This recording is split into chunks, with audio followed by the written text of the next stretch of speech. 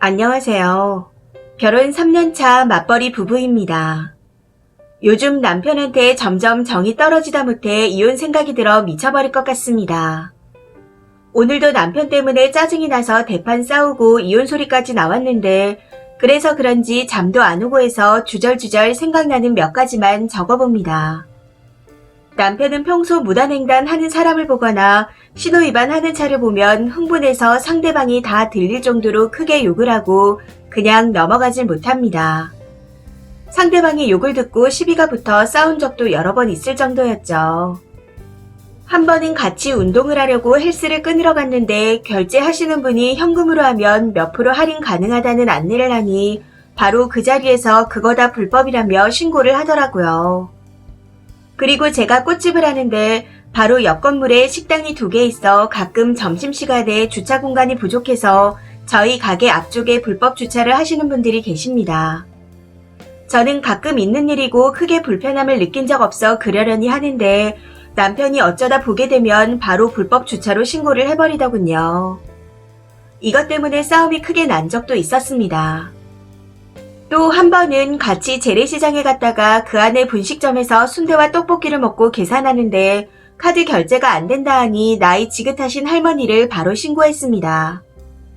그거 신고하고 차로 가는 길에 시장 밖에 노점상도 죄다 신고했고요. 그리고 제 지인 가게에 옷을 사러 가서도 현금 우대라고 써있는 걸 보고 불편해하길래 아 제발 좀 조용히 넘어가자. 여기 모르는 사람도 아니고 내가 아는 사람 가게야. 하고 말렸습니다. 제 말을 참고 넘어가는가 싶더니 그 가게에 명품 짝퉁 옷을 파는 걸 보고 결국 또 신고를 하더라고요. 저희 집 근처에 자주 시켜 먹는 중국집이 있는데 사장님이 직접 배달도 하시고 단골이라 종종 서비스도 챙겨주십니다.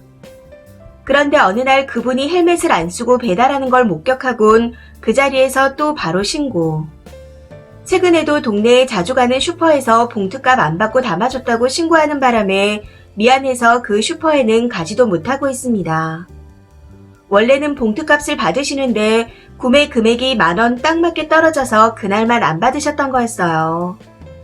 그리고 한 번은 저희가 택시를 타고 가다가 어떤 분이 다급하게 손을 흔들다 못해 택시 앞을 가로막고 배가 너무 아파서 그런다며 좀 태워주면 안 되냐고 하는 겁니다. 마침 조금만 가면 병원이고 저희도 그 방향이라 합승을 했었죠. 그분은 아파서 식은땀을 흘리면서도 감사하다고 인사까지 했는데 남편은 차에서 내리자마자 번호판부터 찍더니 합승이 불법이라며 또 신고하고 제발 그냥 좀 넘어가면 안 되냐? 하고 얘기를 해봐도 왜 그래야 하냐고 오히려 따지고 들어 대화를 하다 보면 스트레스만 더 쌓입니다. 그리고 이건 오늘 있었던 일인데 저희 동네 폐지를 주우러 다니시는 노부부가 계십니다. 그런데 그분들이 저희 아파트 분리수거하는 통에서 빈병을 좀 꺼내가시는 걸 남편이 발견한 것 같더라고요. 그걸 보고 집에 오자마자 또 씩씩거리면서 신고를 하더니 관리실에도 전화해서 따지고 그걸 가만히 보고 있자니 너무 화가 나서 진짜 해도 해도 너무한다 하고 소리를 질렀습니다. 그랬더니 너처럼 물러터져서 세상을 어떻게 사냐며 오히려 저를 바보 취급하더라고요. 법은 지키라고 있는 거라면서요. 결국 이 일로 대판 싸우고 제가 이혼하자 하고 질러버린 상황인데 정말 이대로는 안 될 것 같다는 생각이 듭니다. 연애 때는 저런 모습을 전혀 안 보여서 몰랐었는데 결혼을 하고 나니 매사에 저런 식이라 너무 정이 떨어져요. 정말 심각하게 이혼까지 생각하고 있는데 이런 제가 이상한 건가요? 추가입니다. 댓글 하나하나 빠짐없이 정독했습니다. 내 남편이 이렇게 욕먹는데 속이 뻥 뚫리는 기분이 드는 걸 보니 일말의 정도 남지 않은 게 분명한 듯 하네요. 많은 분들이 궁금해하시는 몇 가지를 추가하자면 다행히 아직 아이는 없는 상태이고 남편은 자영업자입니다.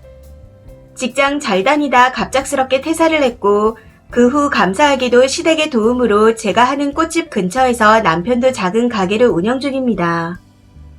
연애 때는 남편의 저런 모습을 왜 몰랐냐는 질문에 답을 하자면 그땐 지하상가 출구에서 김밥 파는 할머니를 그냥 지나치지 못하고 먹지도 않을 김밥을 잔뜩 사기도 했던 남자입니다.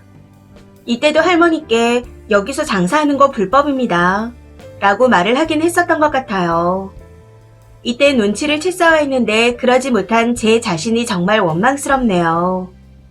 당시에는 그냥 원칙주의자 성향이 있구나 정도로만 느꼈지 제 눈으로 누군가를 신고하는 장면을 단 한 번도 본 적이 없어 이런 인간일 줄은 상상도 못했습니다. 처음으로 유난을 떤다고 느꼈던 사건은 제가 하는 꽃집 홍보 전단을 만들어서 전단 배포 알바를 써서 돌릴 때였죠. 계속 전화로 참견하면서 전단지는 사람에게 직접 나눠줘야 한다. 혹시나 그거 남의 차나 집에 붙이면 전부 불법이고 가태료 무는 거 모를까봐 전화했다. 알바가 몰래 뿌릴 수도 있으니 잘 알려줘라. 하며 잔소리를 하더라고요. 나중에는 제가 못 믿어왔는지 결국 본인이 알바한테까지 직접 전화를 했었고요. 살짝 피곤해서 짜증나긴 했었지만 이때까지만 해도 제가 과태료를 물까봐 걱정해주는 걸로만 알고 고맙기까지 했었습니다. 그러다가 결혼 후 1년쯤 지나면서부터 슬슬 본색이 나왔던 것 같아요. 저는 일요일에 쉬고 남편은 일요일에도 장사를 합니다. 보통은 11시쯤 일어나는데 갑자기 아침 일찍 일어나서 나가길래 어디 가냐고 물었더니 교회에 간다고 하더라고요. 예수님 믿는 사람들 싫다던 인간이 갑자기 무슨 교회야? 하고 물었더니 씩 웃으면서 나가길래 의아했었죠. 그런데 나중에 알고 보니 교회 근처에 차로 빙빙 돌면서 불법 주차된 차량을 블랙박스로 다 찍으며 돌아다니느라 교회에 간다고 한 거였더라고요. 아직도 일요일은 알람을 해놓고 일어나서 꼬박꼬박 교회에 나갑니다. 이 근처 교회랑 교회는 다 순회하듯 돌아다녀요. 그리고 남들은 남편이 외식을 하자 하면 신난다던데 저는 늘 불안함에 떨어야 했습니다.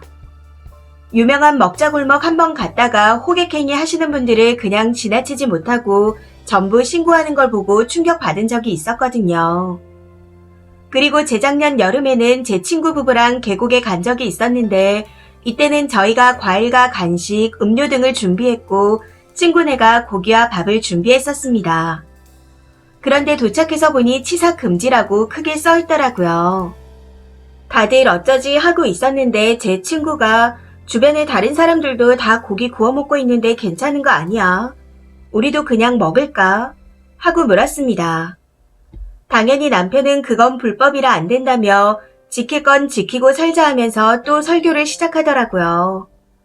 분위기가 싸해지려는 게 느껴져서 제가 그냥 백숙이나 먹으러 가자 하고 말하면서 남편의 설교를 겨우 끊었습니다.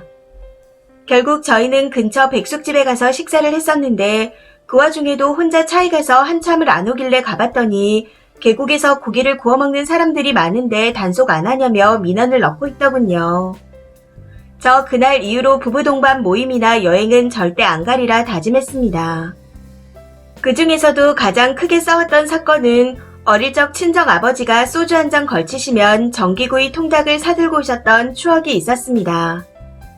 트럭에서 파는 전기구이 통닭을 요즘에는 보기 힘든데 저희 집에서 10분 정도 거리에 매주 목요일마다 트럭으로 장사하시는 분이 계십니다.